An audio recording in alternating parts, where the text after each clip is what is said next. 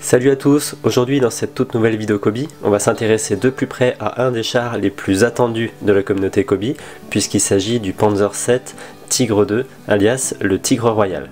Il s'agit ici de la 4e version éditée par Kobe depuis ses débuts. La première version est sortie en 2015, mais par contre cette fois ils ont cependant porté la barre vraiment très haute, puisqu'ils nous proposent ici un modèle vraiment d'exception. Le set que je vous présente aujourd'hui est la version limited edition qui est sortie en octobre 2020 avec la référence 2539. Par contre, dès à présent, vous pouvez acheter la version standard, la version 2540, qui elle est disponible sur Toys Go pour un tarif de 69,90. Donc c'est un tarif qui est un peu plus élevé par rapport aux autres chars, mais c'est vrai que le set va comporter plus de 1000 pièces, soit un record quasi absolu pour un char de cette taille. Donc Kobe a vraiment fait un travail de détail pour fournir vraiment une quantité de pièces et surtout de nouvelles pièces pour pouvoir modéliser le plus fidèlement possible ce char. Allez, sans plus attendre, je vous propose de découvrir tout ça après l'intro.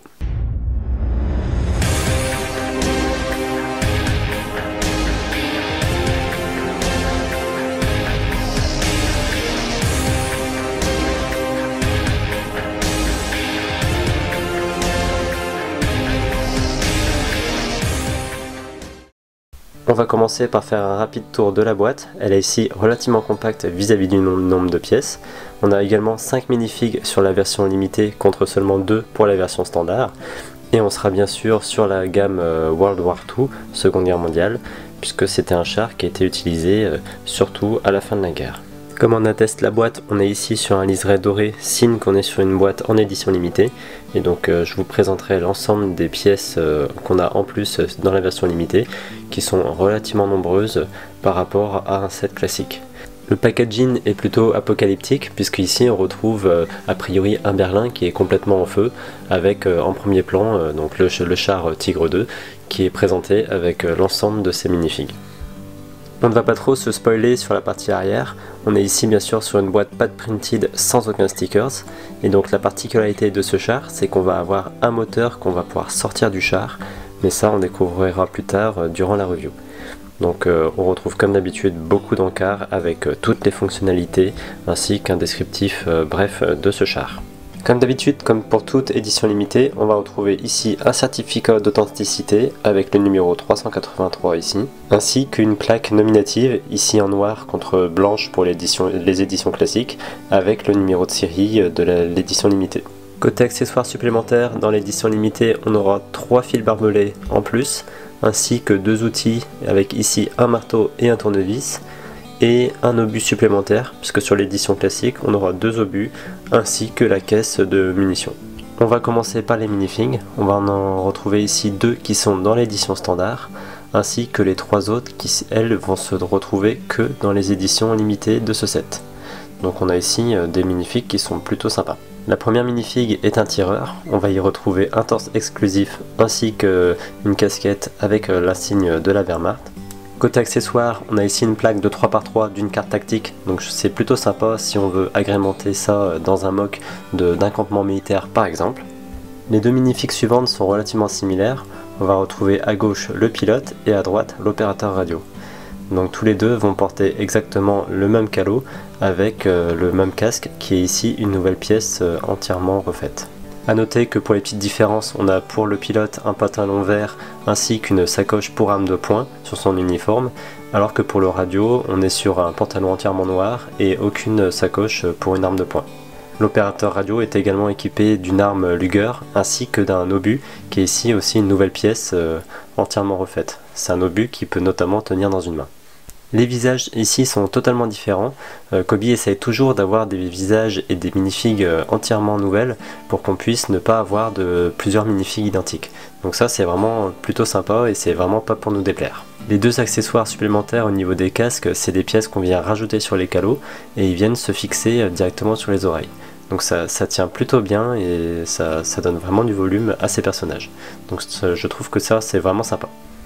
Deuxième minifig exclusif à l'édition limitée, on va retrouver ici un chef de char avec un uniforme dont la différence sera au niveau de la couleur de sa ceinture et de sa sacoche pour arme de poing. On pourra noter ici une nouvelle fois la super qualité d'impression au niveau de sa casquette où on voit que la typographie est vraiment superbe. Également, il sera accessorisé par une paire de jumelles ainsi que des gants sur ses mains. Troisième et dernière minifig exclusive à ce set, on va retrouver ici un chargeur qui a ôté son maillot puisqu'il va être torse nu. On notera ici qu'on retrouve bien sûr sa plaque militaire d'identification ainsi que quelques accessoires comme notamment une clé molette ainsi que d'une bouteille qu'on voit ici en transparence. Avant d'attaquer le dur de la présentation, petite comparaison avec la version de 2015, on voit ici qu'il y a eu complètement une refonte intégrale du char avec beaucoup d'améliorations et on voit qu'il y a vraiment davantage de détails et de finition sur l'ensemble du char. Je vous ai maintenant mis à gauche la version de 2019, à savoir le Tigre 2 avec la tourelle Porsche, contre la version de 2020 ici, qui était sur une tourelle Henschel. Donc la première différence qu'on peut remarquer sur la version de 2020, c'est le passage d'une chenille à 3 tenons de large contre une chenille à 4 tenons de large. C'est à mon sens bien plus cohérent puisqu'on est ici sur la catégorie des chars très lourds, voire super lourds, de plus de 70 tonnes. Donc c'est à mon sens une taille de chenille qui est plus cohérente que sur le modèle de 2019. Kobe souhaite en effet standardiser la taille des chenilles avec les chenilles d'un tenon pour les chars légers type Panzer 1, les chenilles de 2 tenons de large pour les chars moyens comme pour le T-34, les chenilles de 3 tenons pour les chars lourds comme le Churchill et celles de 4 tenons de large pour les chars très lourds comme ça peut être ici pour le Tigre 2, donc le Tigre Royal. Les études pour ce char ont commencé en 1941 avant de reprendre en 1942 quand on s'est rendu compte que les chars actuellement en service en Allemagne étaient incapables de faire face aux KV russes ainsi qu'au T-34. Donc ce char est sorti pour la première fois des usines à la fin de 1943 et ils ont été construits au total à 490 exemplaires. Il est équipé du fameux et du très long canon de 88 mm, un canon qui était très efficace contre les chars ennemis. Et ici, il est porté sur une tourelle Henschel, à la différence des tourelles Porsche de la version précédente, notamment de 2019, qui était une tourelle légèrement plus petite et surtout moins logeable, notamment pour y mettre des munitions supplémentaires. Son principal défaut était sa motorisation, puisqu'il lui procurait pas suffisamment de puissance et par contre une consommation en carburant très excessive. De même, son train de roulement avait tendance aussi à se bloquer, puisqu'il s'agit de trains de roulement en galets alternés, et ça entraînait des blocages entre chacun des galets. Par contre, au combat, c'était un char qui était relativement efficace, puisqu'il n'avait aucun rival, et il était capable de détruire des chars très facilement grâce à sa tourelle à télémétrie. Au premier coup d'œil, on voit qu'on a ici affaire à un char vraiment très impressionnant. On est sur un design qui a été entièrement repensé et c'est vrai que Kobe a fait un superbe travail de modélisation. On est ici dans une version bien plus cohérente que ce qu'il y avait en 2015. L'avant a ici bénéficié d'une belle revisite, à commencer par les pare-bouts qui sont plus arrondis que sur la version précédente. Donc c'est à mon sens une belle construction, un brick build qui permet vraiment de donner un peu plus de volume à cette partie-là. Le bouclier à l'avant a été ici légèrement revu avec l'ajout de 2 anneaux en lieu et place de petits tenons d'accroche. On a sur la version limitée une chaîne en plus, donc ça donne un petit peu de relief et un petit peu de détails supplémentaires. De même, donc cette partie-là est toujours montée sur pivot. On va également retrouver le phare. Ici, je trouve que c'est une version un petit peu grossière, parce qu'on va retrouver pas mal de pièces pour pouvoir le composer. À mon avis, on aurait pu faire une pièce lisse avec un trou percé pour y mettre une pièce plus fine et faire un phare qui soit un petit peu moins massif. Également, on va retrouver ici de la mitrailleuse MG34 qu'on va pouvoir incliner légèrement. Donc c'est une mitrailleuse par contre qui a été revue et qui est beaucoup plus fine que sur la version précédente. Et ce qui est un peu dommage, c'est qu'on n'a pas le même design que la mitrailleuse MG34 également, qui elle est montée sur la tourelle. Donc j'aurais aimé aussi qu'on garde un petit peu cette structure là et ne pas juste avoir une petite tige entièrement lisse. Donc je trouve que c'est un petit peu dommage. Tout comme la version précédente, on va retrouver également 2 trappes d'accès qui sont ici très discrètes, avec un système assez ingénieux de pivot pour pouvoir l'ouvrir. Donc il suffit de soulever la plaque et de la faire bouger comme ça pour pouvoir ouvrir la pièce.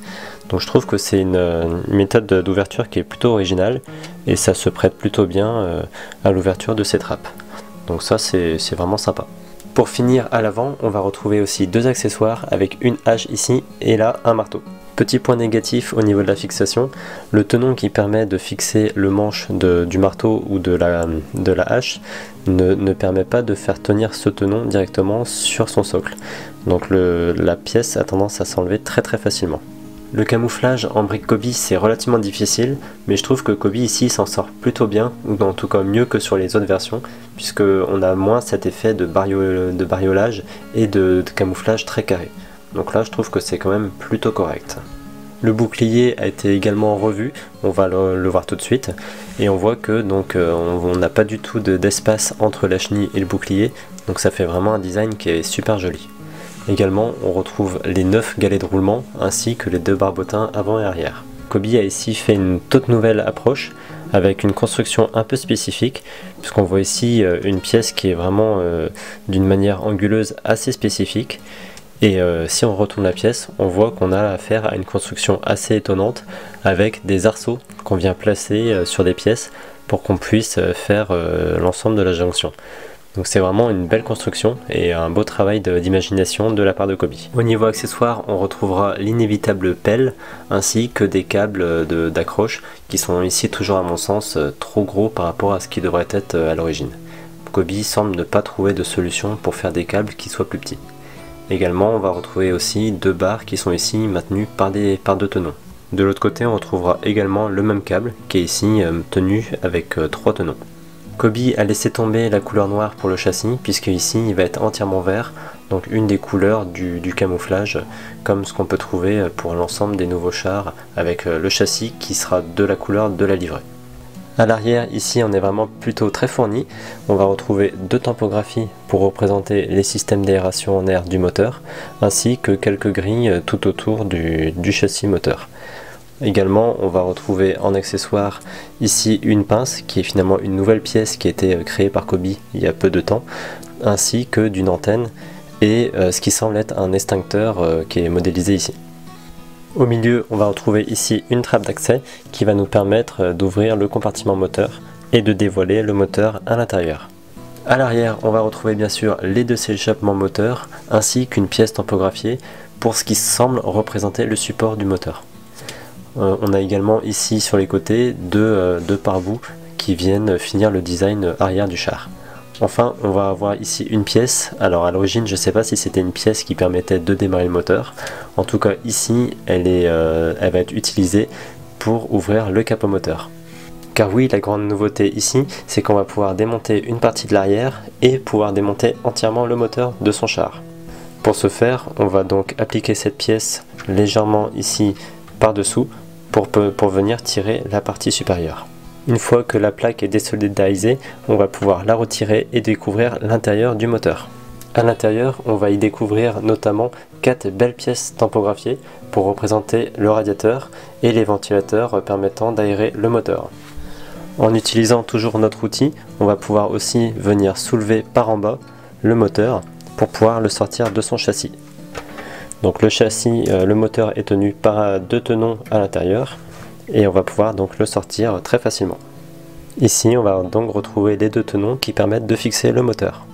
Sans plus attendre, une fois n'est pas coutume, on va s'attarder à la présentation d'un moteur. Il va s'agir ici du Maybach HL 230 P30.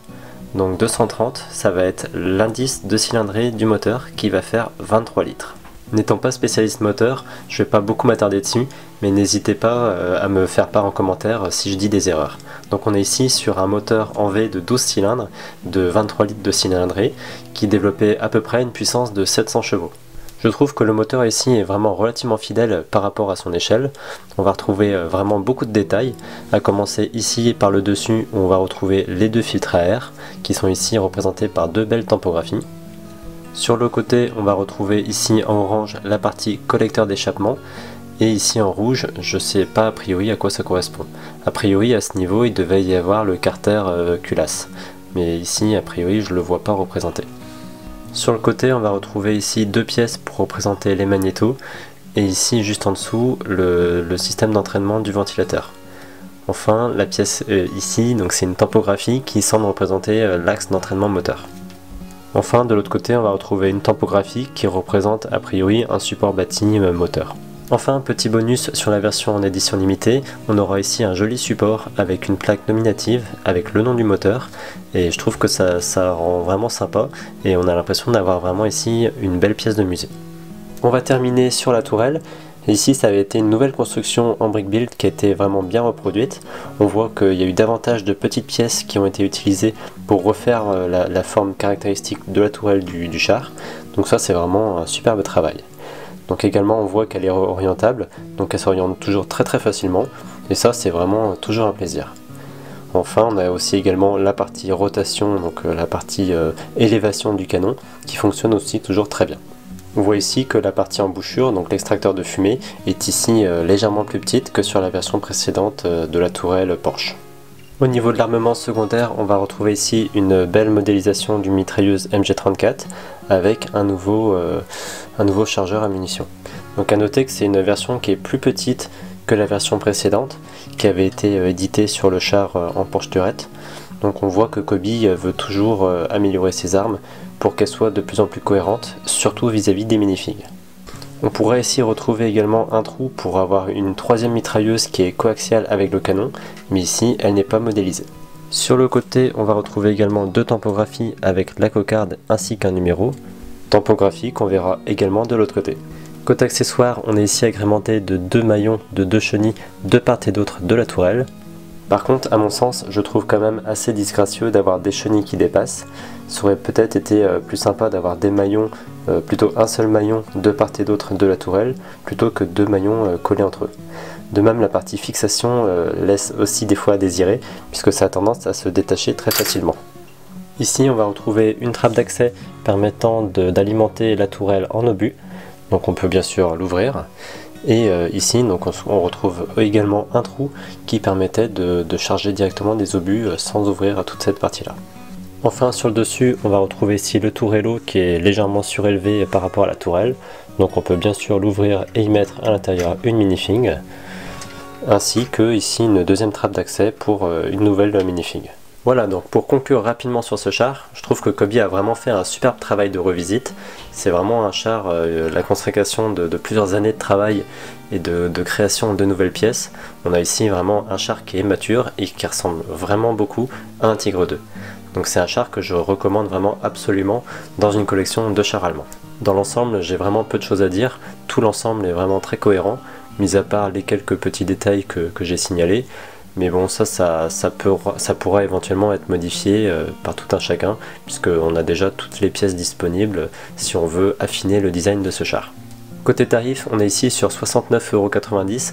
Alors pour un char de plus de 1000 pièces, ça reste relativement correct vis-à-vis du fait qu'il y a quand même pas mal de pièces qui sont tampographiées. Donc ça, c'est vrai que ça coûte un petit peu cher aussi. De même, il y a aussi deux minifigs pour l'édition standard, je parle. Donc tout ça, voilà, ça coûte un petit peu d'argent.